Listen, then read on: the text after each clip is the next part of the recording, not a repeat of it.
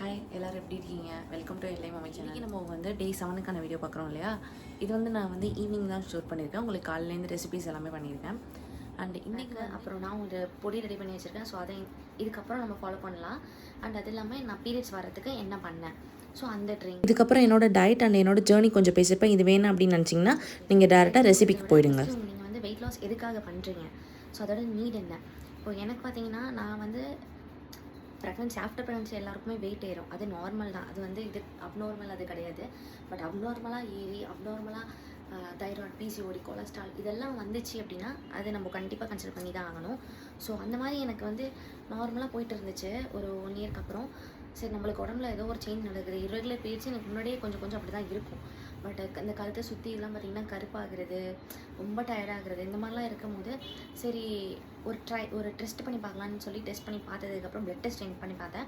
அந்த full body checkup இருக்குல்ல, அதுக்கப்புறம் தான் எனக்கு இவ்வளோ இருக்குன்னு தெரிஞ்சு உடனே நான் வந்து இப்போ டாக்டர்கிட்ட போயிட்டு ஃபஸ்ட்டு நான் வந்து அவங்க ஒரு டயட் பிளான் கொடுத்தாங்க. இது இப்போது டிசம்பர்லேயே கொடுத்துட்டாங்க. இந்த மாதிரி நீங்கள் 3 மந்த்ஸ்க்கு அப்புறம் வாங்க, டயட்லாம் ஃபாலோ பண்ணேன். ஒரு 5 நாள் பண்ண அப்புறம் விட்டேன். திருப்பி கொஞ்சம் 5 நாள் பண்ண விட்டேன். இப்படியே தான் போய்ட்டு இருந்துச்சு. சுத்தமாக பண்ண முடியல. இப்போ நடுவில் இந்த பேக்கிங் பிஸ்னஸ் அதெல்லாம் போய் இன்னும் நான் வந்து இன்டேக் தான் சுகர் அதிகமாக எடுக்கிற மாதிரி ஆயிடுச்சு. அதுக்கு ரெசிபி ட்ரை பண்ணுறேன்னு சொல்லிட்டு எல்லாத்தையும் நானே சாப்பிட்டு நானே இந்த மாதிரி ஆகிட்டேன். ஸோ இதுக்கப்புறம் விடக்கூடாது அப்படின்னு சொல்லிட்டு நான் அதனால தான் ஆல்ரெடி ஒரு பேக் சேனல் வச்சுருந்தேன்.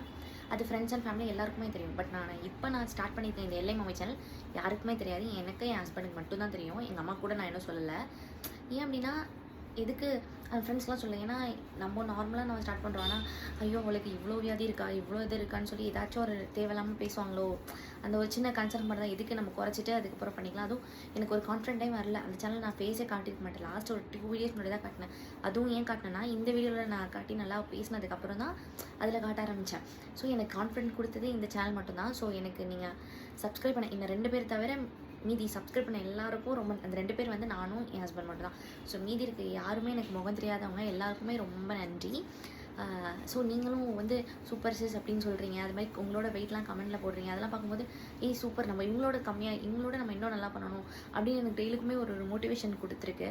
ஸோ அதுதான் நீங்கள் கொடுத்த எல்லாருக்கும் ரொம்ப நன்றி. அந்த 20 சப்ஸ்கிரைபருக்கும் நன்றி. 20, 25 எவ்வளோனாலும் எனக்கு ரொம்ப அது வந்து ஹாப்பி தான். நான் ரொம்ப ஹாப்பி தான். சரி, ஓகே, நம்ம இதுக்கு டாபிக் வரலாம். அண்டு அந்த மாதிரி நான் ஸ்டார்ட் பண்ணது தான். அப்போது வந்து அப்போ அவங்க எனக்கு டயட் சார்ட் எல்லாமே கொடுத்தாங்க. நான் ஃபாலோ பண்ணச்சா ஃபாலோ பண்ணிடலாம். பட் பையன் இருந்துச்சு. ஆனால் இப்போயுமே எனக்கு ஒன்று வந்து கஷ்டமாக இருக்குது. என்னால் வாக்கிங் போக முடியல. ஏன்னா நான் அவனையும் தூக்கிட்டு, நானே என் ஹஸ்பண்ட் பையன் மட்டும்தான். நான் இவனை தனியாக விட்டு போக முடியாது. ஸோ அவனையும் நான் தூக்கிட்டு போகணும். என்னால் எவ்வளோ தூரம் அவனை தூக்க முடியும்? எங்ககிட்ட ஸ்ட்ராலரும் இல்லை. அவன் உட்காரவும் மாட்டான். அப்படியே இருந்தாலும் அவன் உட்கார மாட்டான். ஸோ ரொம்ப தூரம் நடக்க முடியாது. மேக்ஸிமம் 3000 வரைக்கும் தான் என்னால். சரி, ஓகே, நம்ம ஆல்ரெடி நான் ஆடியோ நான் எடுத்து பார்த்துருக்கேன். அவங்களோட 99 டெஸ்ட்டே எடுத்து பண்ணால் என்னன்னு நிறைய பேர் அப்போ குறைச்சிருந்தாங்க இல்லையா?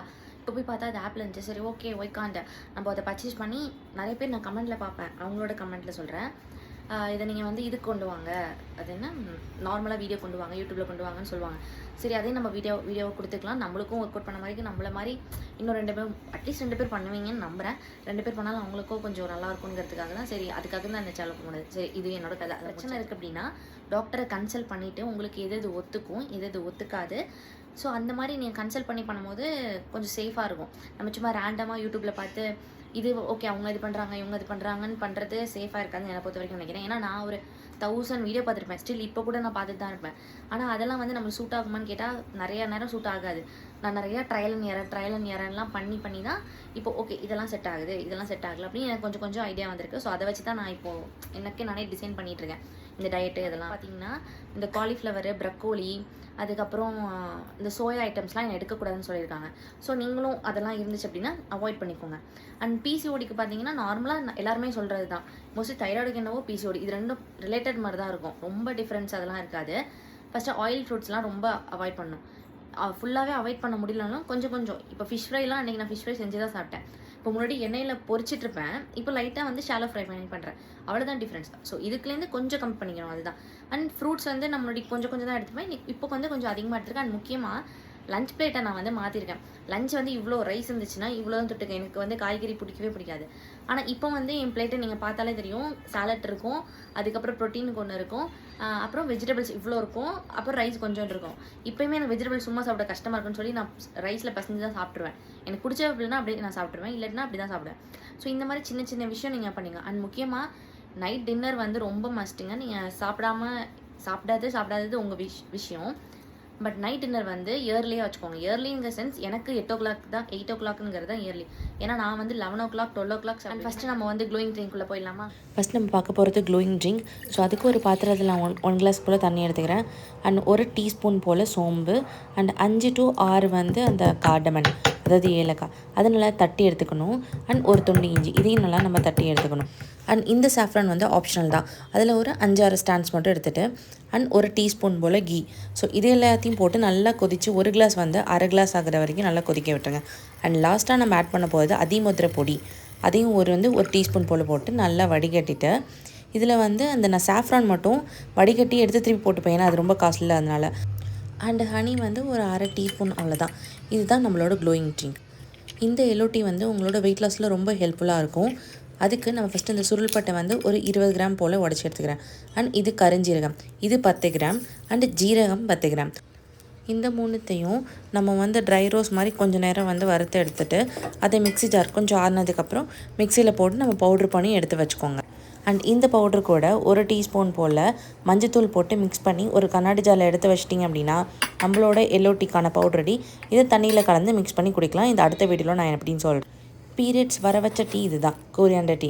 அதுக்கு தனியா 2 டீஸ்பூன் அண்டு ஜீரகம் 1 டீஸ்பூன் அண்ட் வெந்தயம் அரை டீஸ்பூன், அதில் 1 கிளாஸ் போல் தண்ணி போட்டு அதே தான் நல்லா கொதிக்க வச்சு ஒன்று வந்து அரையாக சுண்டணும். சுண்டிட்டு நம்ம வந்து ஒரு கிளாஸில் கருப்பட்டி எடுத்து வச்சுக்கோங்க, கொஞ்சம் நம்மளுக்கு தேவையானது.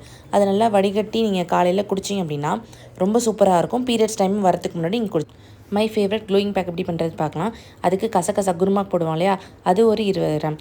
ஆல்மண்ட்ஸ், அதாவது பாதாம் ஒரு 20 கிராம். இந்த ரெண்டையும் மிக்சியில் போட்டு நம்ம அரைச்சி எடுத்துக்கணும். கண்டினியூஸாக அரைக்கூடாது, விட்டு விட்டு அரைக்கணும், இல்லாட்டி நம்மளுக்கு வந்து எண்ணெய் பிரிஞ்சு வந்துடும். ஸோ அதை வந்து ஒரு கிளாஸ் கண்டெய்னர் நான் வச்சுக்கிறேன்.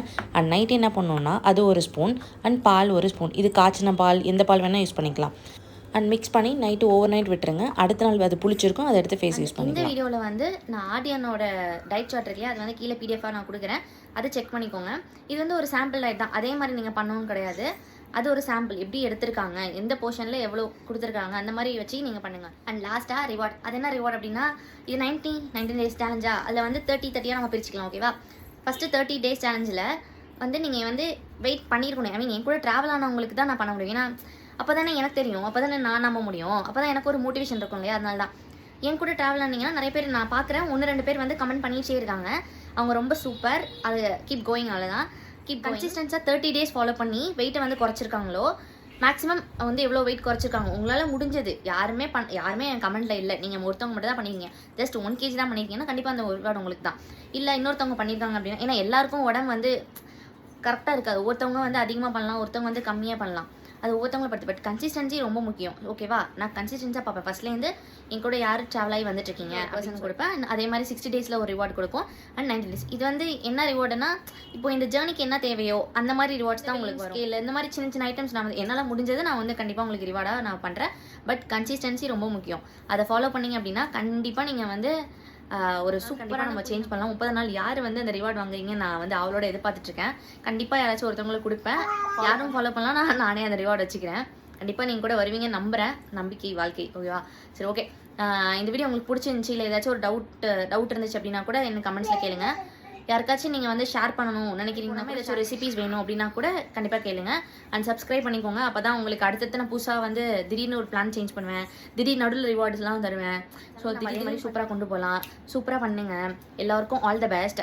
கண்டிப்பாக உங்களால் முடியும். உங்களால் முடியாது எதுவுமே கிடையாது. அண்ட் கண்டிப்பாக நம்ம வந்து குயினாக மாறலாம். பாய்.